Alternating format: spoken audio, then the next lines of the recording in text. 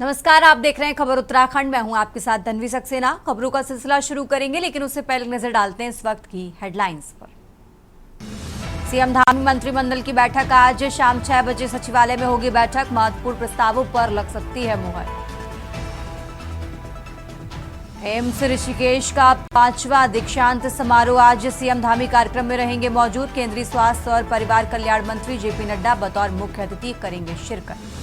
हरिद्वार में धनपुरा धमाके का खुला राज, थिनर नहीं पटाखा फैक्ट्री में हुआ था धमाका। गोदाम की आड़ में चल रहा था अवैध कारोबार। विकासनगर में दलित समुदाय की युवती के साथ रेप का मामला, पीड़िता के परिजनों को जान से मारने की मिली धमकी। गांव के ही एक सरकारी शिक्षक पर लगा आरोप।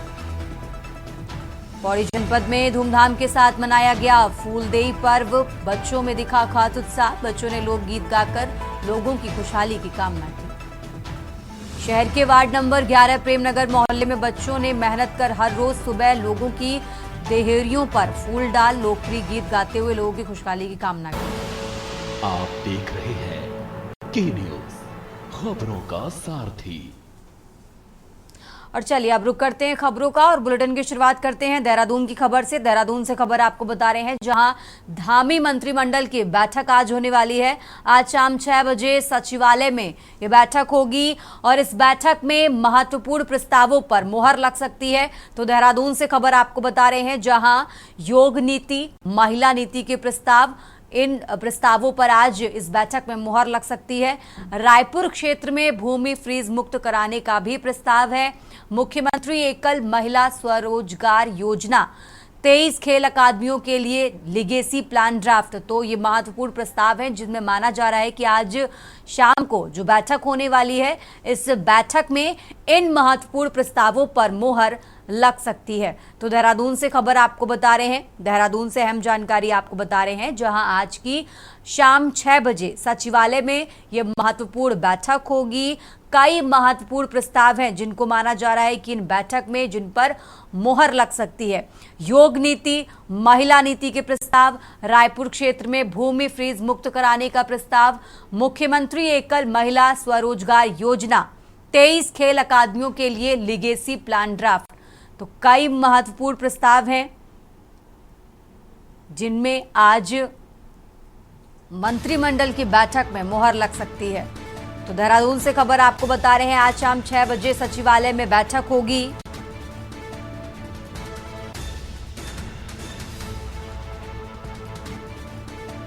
देहरादून से अहम जानकारी आपको बता रहे हैं।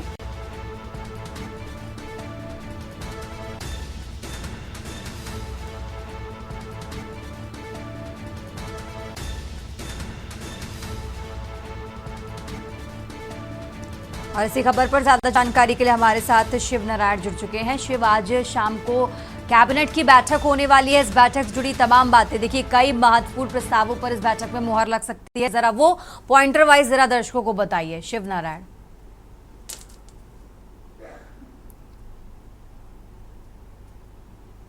आपकी आवाज हम तक नहीं आ रही है शिव नारायण, बोलिए बोलिए बोलिए। हाँ मैम, जिस तरीके आज कैबिनेट धामी सरकारी कैबिनेट बैठक आज शाम को सचिवालय में 6 बजे होगी और उसको लेकर के कई प्रस्तावों पर मुहर लग सकती है। ये वित्तीय वर्ष में पहली कैबिनेट बैठक है। इसके कई अहम जो मायने लगाए जा रहे हैं, क्योंकि इसमें कई ऐसे प्रस्ताव पास हो सकते हैं जिस पर मुहर लग सकती है। महिलाओं को रोजगार से संबंधित, जो रायपुर में जो फीज की गई जमीन थी उसको मुक्त कराने से संबंधित, और कई ऐसे प्रस्ताव हैं जो इनमें पास किए जा सकते हैं। जी, जरा वो महत्वपूर्ण प्रस्ताव कौन कौन से होंगे? देखिए, जिस तरीके से मुख्यमंत्री एकल महिला स्वरोजगार योजना है, ऐसे करके जो महत्वपूर्ण प्रस्ताव है, जरा वो भी दर्शकों को बता दीजिए शिव नारायण। जी मैम, मैं बताना चाहूंगा कि जिस तरीके से महिला एकल जो स्वरोजगार योजना है वो है, और जो स्कूल है, जो पूरे उत्तराखंड के अंदर 23 एकेडमी जो ये प्रस्ताव है, ये भी पास हो सकता है। ठीक है, कई महत्वपूर्ण प्रस्ताव है जिनमें आज इस बैठक में मुहर लग सकती है। शिव नारायण, बहुत बहुत शुक्रिया आपका तमाम जानकारी दर्शकों तक पहुंचाने के लिए। और ये देहरादून से खबर आपको बता रहे हैं, जहां आज शाम 6 बजे सचिवालय में ये बैठक होने वाली है। धामी मंत्रिमंडल की आज शाम 6 बजे बैठक होगी। देहरादून से खबर आपको बता रहे हैं। कई महत्वपूर्ण प्रस्ताव हैं जिनको लेकर आज इस बैठक में मुहर लगेगी।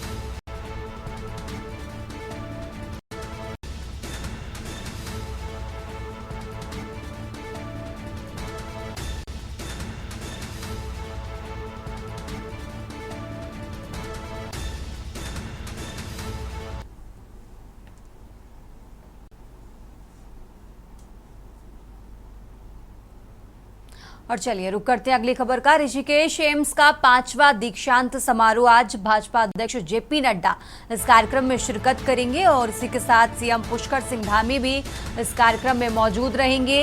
11 बजे एम्स ऋषिकेश के ऑडिटोरियम में ये कार्यक्रम होगा। मेडिकल के 434 विद्यार्थियों को उपाधि प्रदान करेंगे। 14 गोल्ड मेडल, 1 सिल्वर, 1 कांस्य पदक से नवाजे जाएंगे टॉपर्स।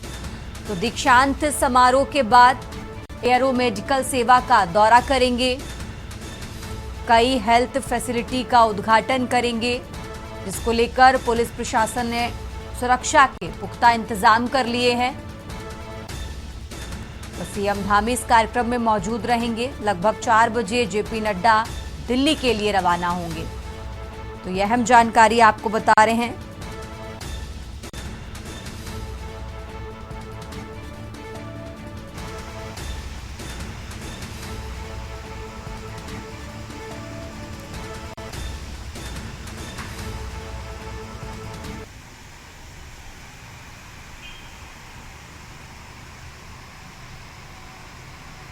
ऋषिकेश के 5वें दीक्षांत समारोह में केंद्रीय स्वास्थ्य एवं परिवार कल्याण मंत्री जेपी नड्डा शिरकत करने जा रहे हैं।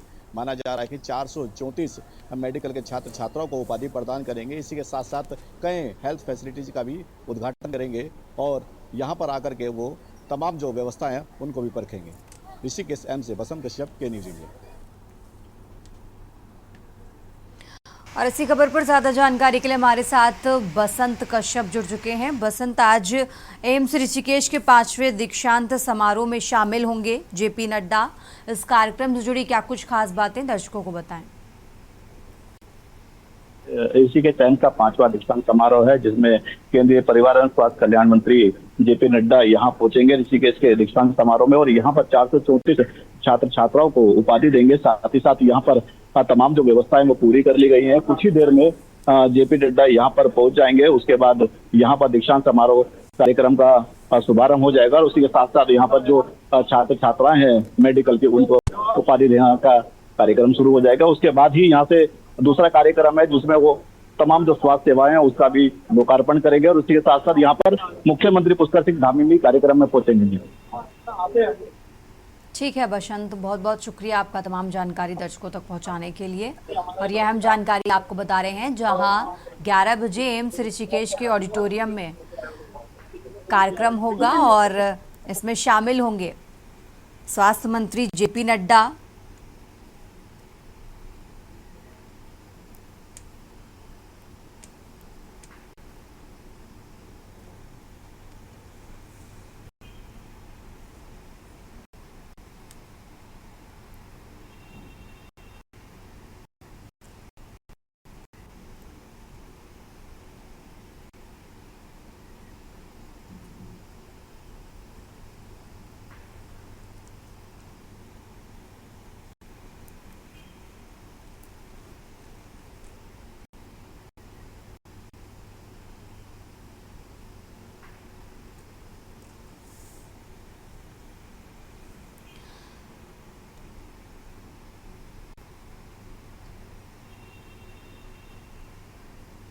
तो एम्स ऋषिकेश की ये तस्वीरें आपको दिखा रहे हैं।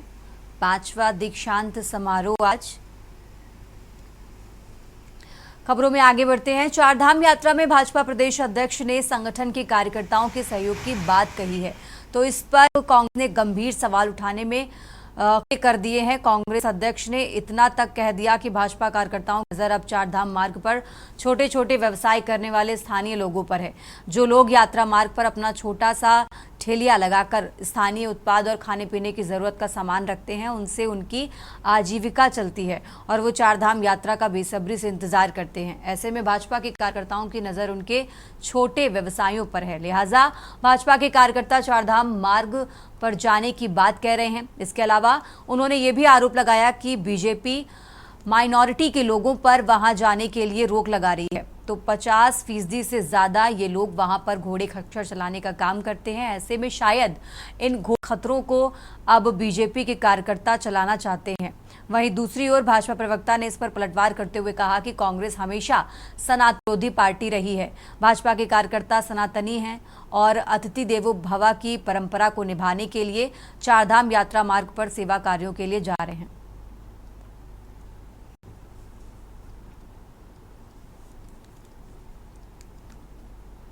प्रकार का बयान दे रहे हैं वो एक बार फिर ये साबित करता है कि कांग्रेस पार्टी सनातन विरोधी पार्टी है, क्योंकि भारतीय जनता पार्टी के कार्यकर्ता चारों धाम यात्रा में वहां पर लोग तीर्थ यात्रियों की चीजों को देखने जा रहे हैं, तीर्थ यात्रियों को किसी प्रकार की दिक्कत ना आ पाए। तो भारतीय जनता पार्टी की ये जो सोच है कि अपने कार्यकर्ताओं को भी तीर्थ यात्रियों की सेवा में लगाना चाहिए, क्योंकि हमारी उत्तराखंड देवभूमि अतिथि देवो भव के नाम से जानी जाती है और यहाँ पर जो तीर्थ यात्री आ रहे हैं हमारे लिए अतिथि के रूप में आ रहे हैं। तो इस प्रकार की बातें कहकर करण महाराज जी ये जता रहे हैं कि पूरी तरह से कांग्रेस पार्टी सनातन विरोधी पार्टी है, क्योंकि ये सनातन का कार्य करने जा रही है भारतीय जनता पार्टी, जो कि करण महाराज जी से पच नहीं रहा है। और करण महाराज जी ने, जो कांग्रेस के प्रदेश अध्यक्ष है, एक बार फिर यह दर्शाया है कि कांग्रेस पार्टी में मानसिक तरीके से लोगों को बहुत ज्यादा दिक्कतों का सामना करना पड़ रहा है। सरकार जो कहती है उसका उल्टा करती है, खासकर बीजेपी की सरकार। अब ये इन्होंने कहा कि हमारे कार्यकर्ता मोर्चा संभाल रहे हैं। मुझे लग रहा है जो लोकल के लोग छोटे छोटे खुमचे लगा के मैगी चाय इत्यादि बांटते थे, पकौड़ी बांटते थे, इनके कार्यकर्ताओं की नजर अब उन खुंचों पर और उन दुकानों पर भी आ गई है, ऐसा मुझे लगता है। और पहले माइनॉरिटी को वहां जाने से मना कर रहे हैं, तो 50% से ज्यादा खच्चर और घोड़े तो माइनॉरिटी के हैं। शायद उन घोड़ों खच्चरों को चलाने का काम भी बीजेपी के कार्यकर्ता करेंगे, ऐसा लगता है मुझे। और खबर उत्तराखंड में, यहाँ रुकते हैं एक छोटे से ब्रेक के लिए। आप देख रहे हैं की न्यूज। ब्रेक से वापस आ चुके हैं, रुक करते हैं खबरों का। अब खबर हरिद्वार से है, जहां धनपुरा इलाके में हुए जोरदार धमाके की गुत्थी अब सुलझ गई है। जो धमाका पहले थिनर के ड्रम फटने से जुड़ा बताया जा रहा था, वो दरअसल अवैध पटाखा फैक्ट्री का नतीजा निकला। मौके पर पहुंचे एसपी देहात शेखर चंद्र सियाल ने खुलासा किया है कि यह धमाका एक कबाड़ी गोदाम की आड़ में चल रही अवैध पटाखा फैक्ट्री में हुआ। पुलिस जांच में पता चला कि गोदाम में बड़ी मात्रा में पटाखा बनाने का सामान रखा गया था, जो धमाके की असली वजह बना। धमाके की गूंज कई किलोमीटर तक सुनाई दी और क्षेत्र में अफरा तफरी का माहौल बना है। शुरुआत में प्रशासन को यह भी लगा कि धमाका थिनर के ड्रम से हुआ, लेकिन जब मौके की बारीकी से जांच की गई तो सच्चाई सामने आ गई। फिलहाल पुलिस ने मामला दर्ज कर जांच शुरू कर दी है और अवैध गतिविधियों में शामिल लोगों की तलाश जारी है। स्थानीय लोगों में इस खुलासे के बाद भारी रोष और दहशत का माहौल है। धनपुरा का ये मामला प्रशासन और सुरक्षा एजेंसियों के लिए एक बड़ी चुनौती बन गया है।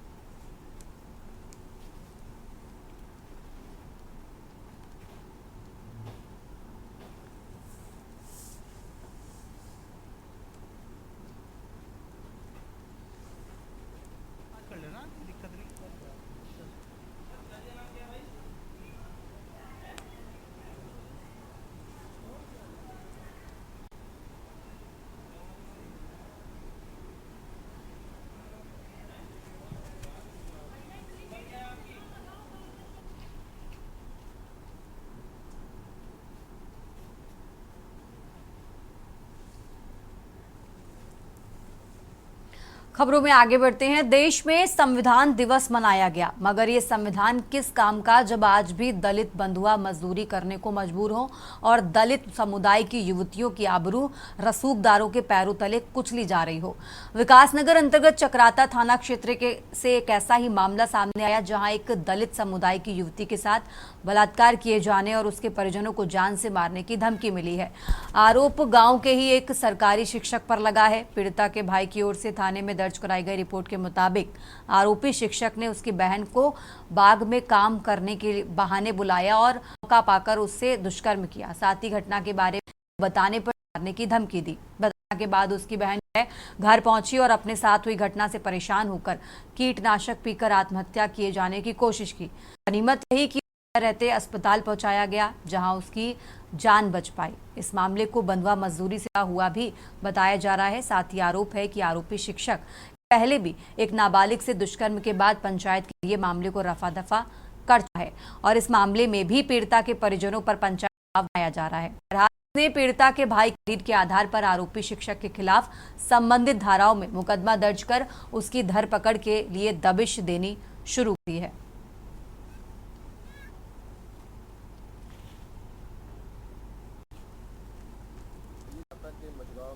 एक दुष्कर्म का मामला इसमें दर्ज की गई एफआईआर, जिसमें एक युवती के साथ जो है वहाँ के एक शिक्षक द्वारा जो है जबरदस्ती रेप करने का आरोप लगा। इस आरोप में यह भी बताया गया कि इसमें जबरदस्ती उसके साथ दुष्कर्म करने के बाद जो है सदमे में थी, उसके द्वारा कीटनाशक ले लिया गया था, जिसके बाद उसकी तबीयत खराब हुई, उसको इलाजरत किया गया। तो इस सभी सूचना के आधार पर इसमें तत्काल मुकदमा दर्ज कर लिया गया। चूँकि एक युवती के साथ इस तरह की जो बात में आई है कि शिक्षक के द्वारा ऐसा किया गया, तो डेफिनेटली कहीं ना कहीं सीरियस मामला है। इसे तत्काल मुकदमा दर्ज करके इसमें विधि सम्मत कार्रवाई के लिए क्षेत्राधिकारी को निर्देश जारी कर दिए गए हैं।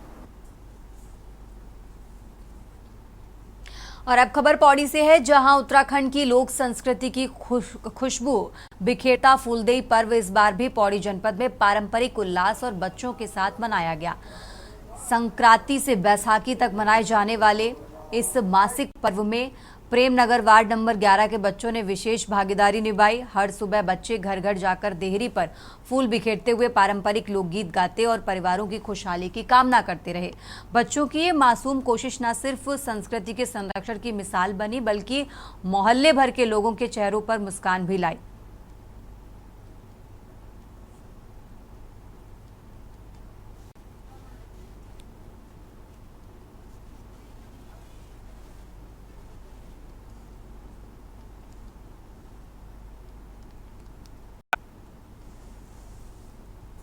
भीमराव जी की अम्बेडकर की जयंती है और आज हमारा फूलदेई का लास्ट दिन भी है। हम इस दिन सब घरों में जाकर फूल डालते हैं और अब हमें वो लोग पैसे या गुड से नहीं देते हैं। पहले हम फूल तोड़ते थे, फिर उसके बाद सुबह हम सबके घर जाते थे और वापस घर आ जाते थे, डालते थे उनके घर में।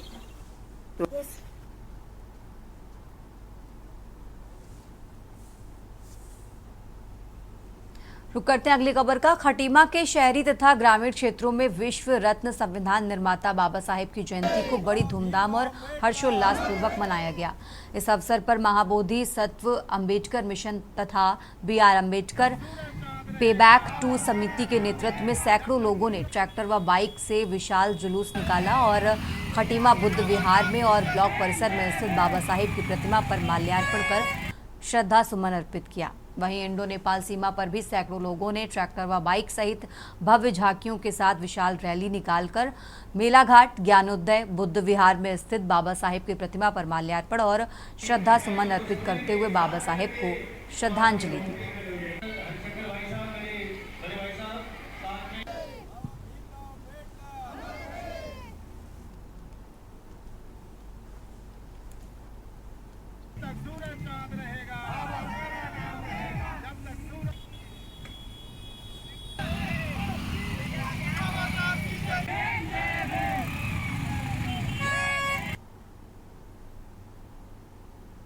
डॉक्टर भीमराव अम्बेडकर की जयंती के अवसर पर समस्त भारतीय जनता पार्टी के कार्यकर्ताओं ने यहाँ पे आकर के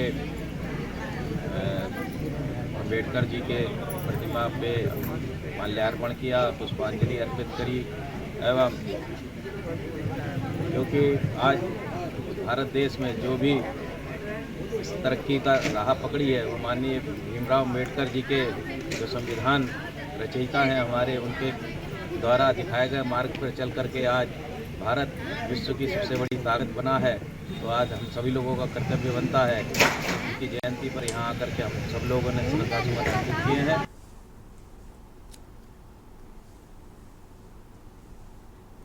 और अब खबर देहरादून से है, जहां उत्तराखंड की राजधानी देहरादून स्थित उत्तरांचल प्रेस क्लब में राष्ट्रीय रीजनल पार्टी ने प्रेस वार्ता आयोजित कर सरकार की भू कानून नीति पर सवाल उठाए। पार्टी अध्यक्ष ने मीडिया को संबोधित करते हुए बताया कि लंबे समय से भू कानून को लेकर आम जनता सड़कों पर संघर्ष कर रही है, जिसके बाद सरकार ने जिलों में अवैध रूप से की गई जमीनों की खरीद फरोख्त का रिकॉर्ड तलब किया। पार्टी अध्यक्ष ने दावा किया कि जब इस संबंध में आरटीआई के माध्यम से जानकारी मांगी गई तो कई चौंकाने वाले खुलासे सामने आए हैं। उन्होंने आरोप लगाया कि सरकार की ओर से जो कार्रवाई का दावा किया जा रहा है वो कागजों तक ही सीमित है, जबकि जमीनी स्तर पर वास्तविक कार्रवाई नहीं हुई है। पार्टी ने इसे आम जनता के हितों से जुड़ा बड़ा मामला बताते हुए सरकार से पारदर्शिता और जवाबदेही की मांग की है। साथ ही चेतावनी दी है कि अगर जल्द इस पर ठोस कदम नहीं उठाए गए तो पार्टी जनता के साथ मिलकर आंदोलन को तेज करेगी। आरटीआई में छुपाई जा रही है, इन सब चीज़ों का संज्ञान लेकर के एक बार फिर से हम लोग इन चीज़ों को मतलब आरटीआई में और चीज़ें और डॉक्यूमेंट कलेक्ट करेंगे और उस पर बाकायदा इन्हीं लोगों लंबे समय से भू कानून को लेकर के जनता, हमारे सोशल एक्टिविस्ट, पत्रकार साथी बाकायदा सक्रिय थे। इसको लेकर के सरकार ने जवाबदेही मानते हुए एक आदेश जारी किया था कि सभी जिलों से अवैध रूप से जो भूमि की खरीद फरोख्त की गई है उनका रिकॉर्ड मांगा था और उस पर कार्रवाई जो की है उसका भी रिकॉर्ड मांगा था।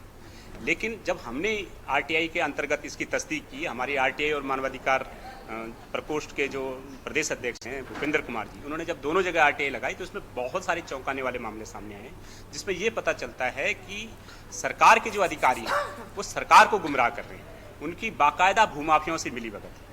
इसलिए हमने आज आरटीआई में प्राप्त दस्तावेजों को यहाँ पे रखा है आप सभी के सामने और ये मांग की है सरकार से कि ये जो अधिकारी भूमाफियाओं के साथ लिप्त हैं इस पर ठोस कार्रवाई की जाए दोषी अधिकारियों के खिलाफ।